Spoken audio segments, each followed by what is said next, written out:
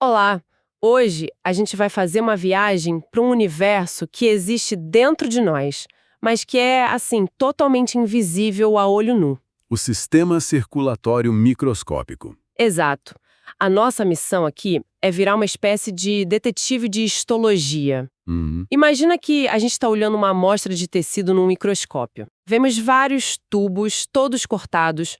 Como é que a gente sabe, só de olhar, qual deles leva o sangue com alta pressão para longe do coração e qual que traz de volta? De um jeito bem mais calmo. É uma pergunta ótima. E a resposta não está na cor do sangue, como muita gente pensa, né? Não. Não, a resposta está na arquitetura, na construção de cada vaso. Cada um conta a sua própria história só pela forma. É tipo um caso clássico de engenharia biológica. E as pistas são claras, então? Surpreendentemente claras, quando você sabe o que procurar. Certo, então vamos começar a procurar. Nossa primeira pista é uma pequena artéria, uma arteríola. A imagem que eu tenho aqui é de algo quase perfeitamente redondo, redondinho mesmo. Aham. E o lúmen, que é o espaço de dentro, parece pequeno se a gente comparar com a parede em volta, que é bem espessa, bem muscular. A primeira coisa que eu penso é, nossa, que estrutura robusta. Exato. Mas aí vem a pergunta.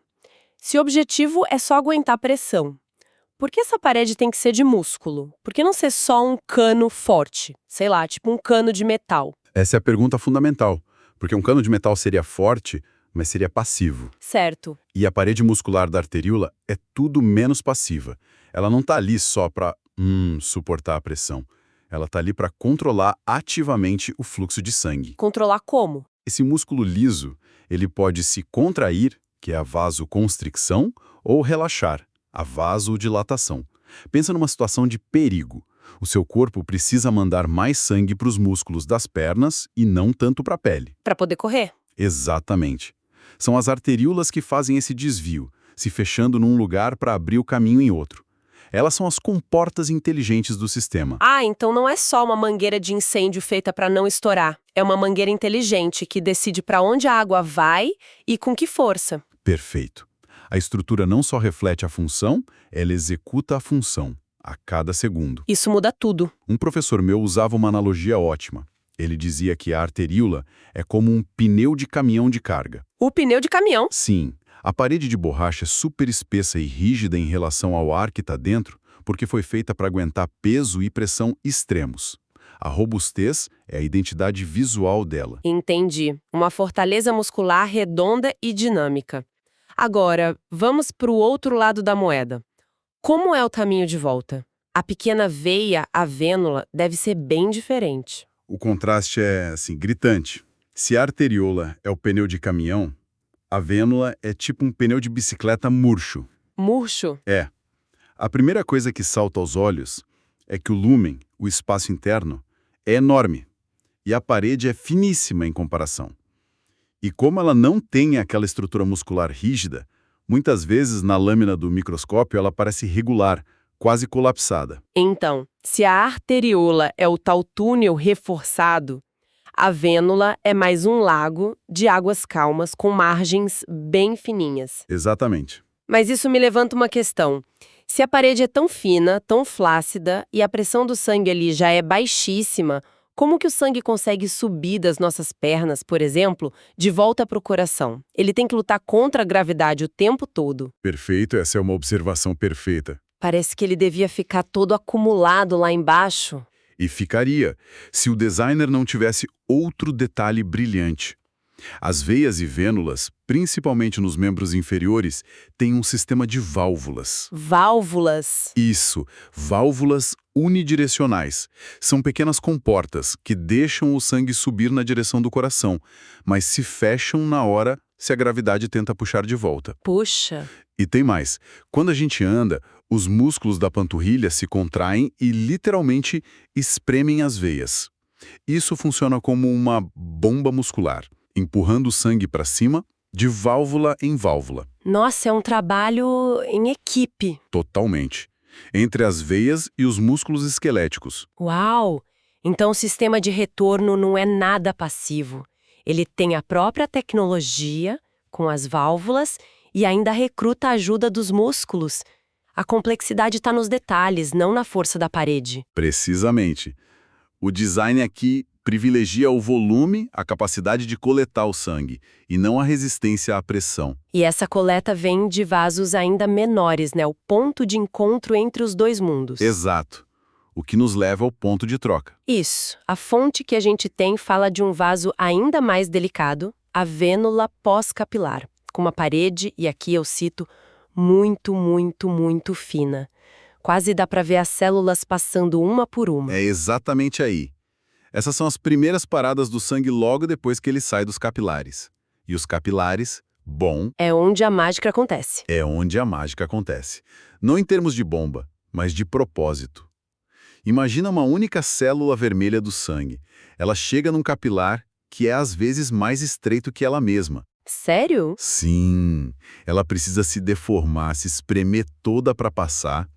Em fila indiana, esse contato íntimo e lento com a parede do capilar dá o tempo exato para o oxigênio pular para uma célula do tecido que está precisando. Que imagem poderosa! Não é uma inundação, é uma entrega personalizada célula por célula. É um balé de proximidade numa escala que é inacreditável. Deixa eu ver se eu consigo traçar esse mapa completo, então. O sangue chega com alta pressão por uma arteríola, a tal fortaleza muscular. Correto.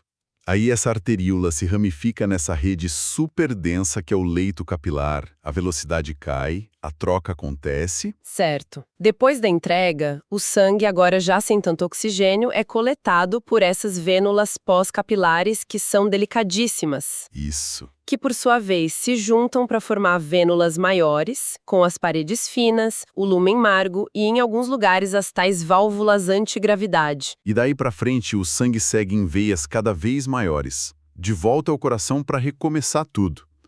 A história toda está escrita ali na estrutura de cada um. É um sistema elegantíssimo, mas, como toda engenharia de precisão, também pode falhar. É um ótimo ponto.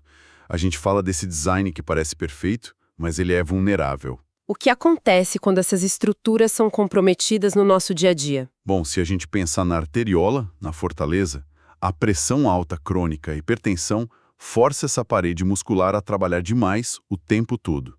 Com o tempo, ela pode ficar ainda mais espessa, mais rígida. Ah, É um processo de remodelamento.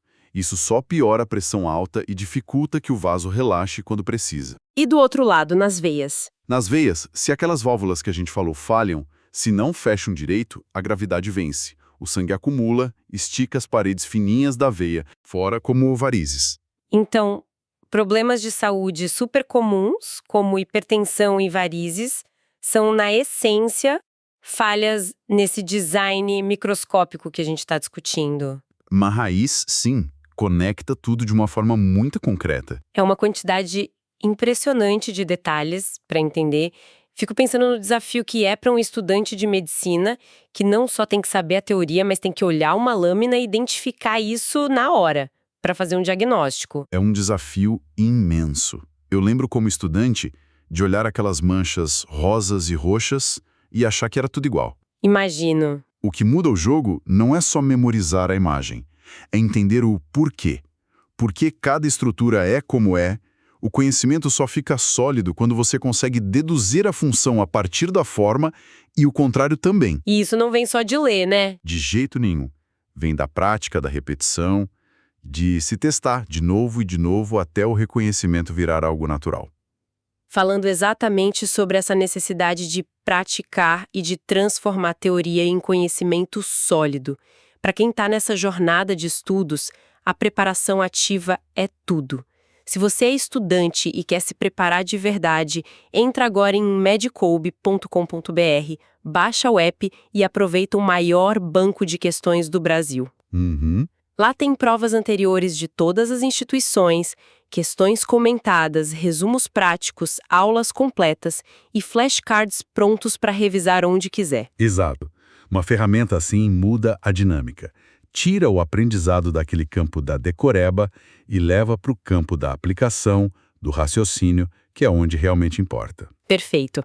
Bom, para a gente amarrar nossa conversa, o que vimos hoje foi um verdadeiro conto de dois vasos. Gostei disso. De um lado, a arteríola, A via de alta pressão, redonda, forte, com aquela parede muscular espessa que não só protege, mas gerencia ativamente o fluxo no corpo. E do outro, a vênula. A via de retorno, de baixa pressão, com a parede fina, o lúmen vasto para guardar volume e o design engenhoso das válvulas para vencer a gravidade. A engenharia de cada vaso, sem precisar de etiqueta, já conta a biografia completa dele. De onde veio, para onde vai e a força que carrega. Um princípio de design biológico que é ao mesmo tempo simples e de uma complexidade fascinante. Sem dúvida. E isso me deixa com um pensamento final para quem nos ouve. Nós vimos como a forma segue a função de um jeito tão explícito nesse nível micro, onde a arquitetura de um simples tubo revela toda uma dinâmica de pressão e fluxo. A pergunta que fica é: onde mais no nosso corpo, do nível de uma única proteína até a estrutura de um órgão inteiro, a gente consegue encontrar esse mesmo princípio de design contando uma história tão clara sobre o seu propósito?